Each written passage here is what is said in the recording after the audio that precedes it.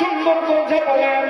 তিনি যখন জব করলেন আল্লাহর নামে, স্যান্ডেল খুলে রাখলেন এবং তিনি সুন্দর করে জব করে ওই গরুর গোশ বিক্রি করার জন্য তিনি বাজারে নিয়ে গেলেন। বাজারে নেওয়ার পর ওই গোশগুলি সুন্দর করে টেবিলে সাজানোর পর কসাই বিভিন্ন জায়গা থেকে কিছু গোশগুলি কেটে কেটে তার ব্যাগের মধ্যে ভরলেন এবং মুসা আলাইহিস সালাম দৃশ্যগুলি দেখতে থাকলেন। ব্যাগের মধ্যে ভরলেন, ব্যাগের মধ্যে ভরার পর তারপরে তিনি বেচা কেনা শুরু করলেন। জোরে জোরে পড়ে সুবহানাল্লাহ। একটা প্রসেস আছে, একটা অবস্থান আছে। বেচা কেনা করলেও তার একটা আদর্শিক বিষয়াদি আছে।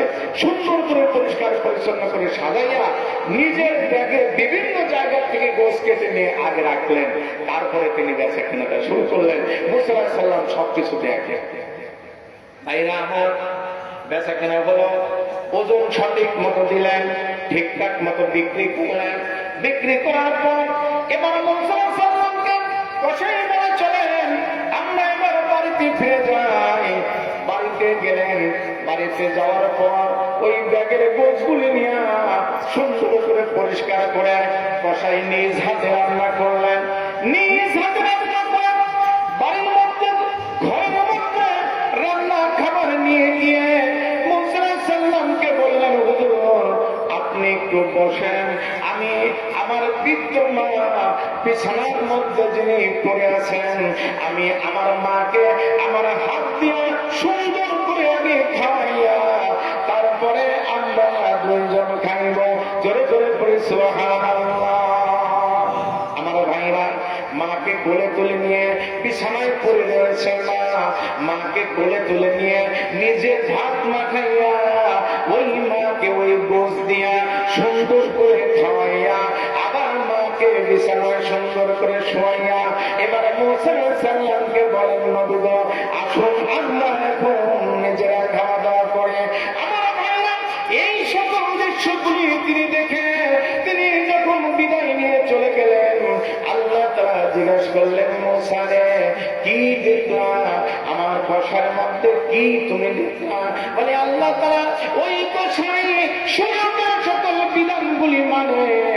আর সবচেয়ে বড় বিষয়টা হলো তার যে মা বিছানার মধ্যে পড়ে আছে, ওই মায়ের জন্য তিনি সুন্দর গোশগুলি রেখে ওই মাকে সুন্দর করে রান্না করাইয়া আগে মায়ের খেদমত করে তারপরে ওই কসাই খায়। জোরে জোরে পড়ে সুবহানাল্লাহ।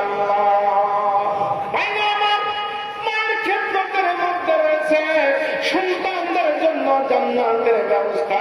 যে ব্যক্তি পিতা ও মাতাকে খুশি করতে পারবে, ওই পিতা মাতা খুশি হওয়ার কারণে আমার আল্লাহ তাআলা ওই বান্দার জন্য জান্নাতের ব্যবস্থা করে দিবে। আর যে ব্যক্তি পিতা মাতাকে খুশি করতে পারবে না, পৃথিবীর সকল আমল যদি তার মধ্যে থাকে, হাফেজ যদি হয়, মৌলানা যদি হয়, হাফেজ যদি হয়, সকল আমল যদি তার মধ্যে থাকে, বাবা মা যদি সন্তুষ্ট না থাকে, সাধারণ মানুষ তো দূরের কথা, আল্লাহর নবীর সাহাবা ঈমান নিয়ে কবরে যাইতে ব্যর্থ হয়েছে।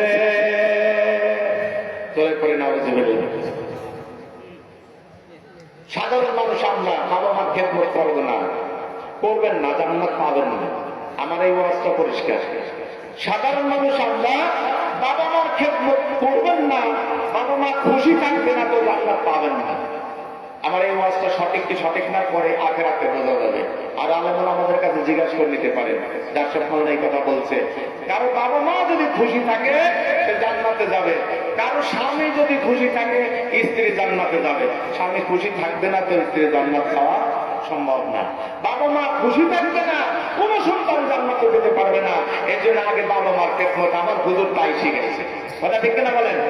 আমার খেদমত আমার হুজুর তাই শিখেছেন। বাবা আগে বাপ মা খুশি করেন, বাপ মার আদর যত্ন করেন, তারপরে আমার কাছে আসেন। বাবা মাও খুশি, আমিও খুশি, রাসূলও খুশি, আল্লাহও খুশি। জোরে পড়ে সুবহানাল্লাহ। ভাইরা আমার, আমরা তো সাধারণ মানুষ, মা বাবাকে খুশি না করতে পারলে আমরা জান্নাতে যেতে পারবো না। সাধারণ নয়, স্বয়ং আল্লাহ তাআলার নবীর যে সাহাবা, এই সাহাবা আকরামা, এই সাহাবা আলকামা, তিনি যখন মৃত্যু সজ্জার মধ্যে রয়েছেন। তাকে মুখে কালেমা পড়ানোর জন্য বারবার চেষ্টা করতেছেন, কিন্তু আলকামার মুখে কোনো কালেমা আসে না, আলকামার মুখে কোনো কালেমা আসে না। এবার নবীর কাছে দৌড়ায় চলে গেলেন, বললেন হুজুর আলকামা মৃত্যু সজ্জার মধ্যে রয়েছে, কোন সময় যেন জানটা বের হয়ে যায়।